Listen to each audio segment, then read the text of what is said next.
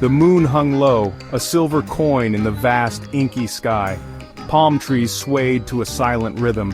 Fireflies, tiny sparks of life, flickered in the rice paddies.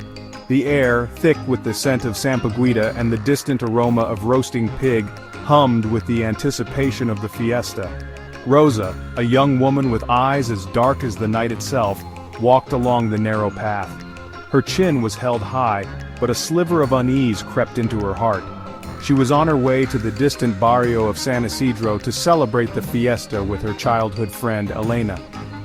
Elena's father, Teniente Gimo, was the village head, a man respected by all.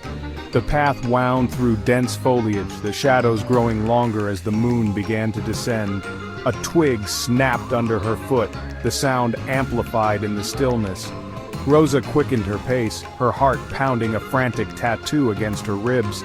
Finally, the flickering lights of San Isidro came into view, like welcoming beacons in the deepening darkness.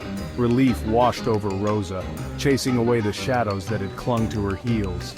As she entered the village, the sounds of laughter and music enveloped her, pulling her into the warmth of the celebration. The air crackled with energy. Garlands of brightly colored paper buntings adorned every doorway.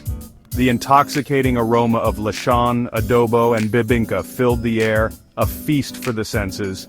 Music pulsed from every corner, the rhythmic beat of drums and the lively strumming of guitars. Teniente Gimo, a man of imposing stature with a booming laugh, welcomed Rosa with open arms. His eyes, though crinkled at the corners with age, held a disconcerting glint.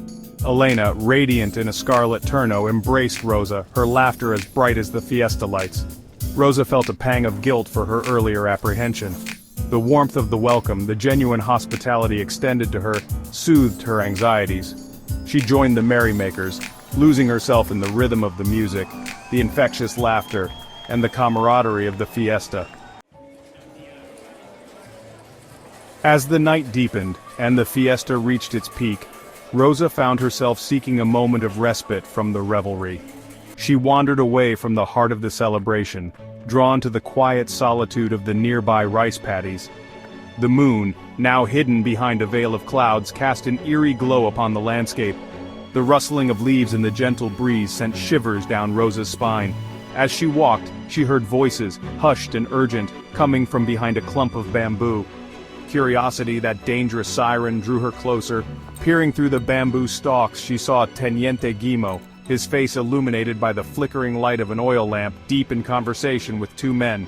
Their faces, shrouded in shadow, were etched with a chilling intensity. "The girl, Rosa," Teniente Gimo hissed, his voice barely a whisper, yet sharp as a shard of glass. "She will be the offering."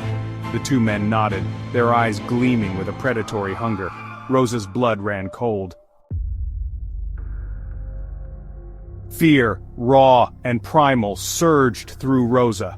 Her breath caught in her throat, her heart pounding a frantic rhythm against her ribs. She knew of the aswang, the mythical creatures of the night, whispered about in hushed tones. She had dismissed them as mere folklore, stories to frighten children. But now, faced with the chilling reality, she knew that the stories were true. She had to escape, to warn others. But the path back to her village was long and perilous, and the aswang, she knew, were creatures of cunning and stealth. They would be expecting her, waiting to pounce on their unsuspecting prey. Rosa knew she had to be smart, to use the darkness to her advantage. She moved swiftly, silently, her bare feet barely making a sound on the soft earth. She could hear the creatures behind her, their guttural growls and the flapping of their wings drawing closer.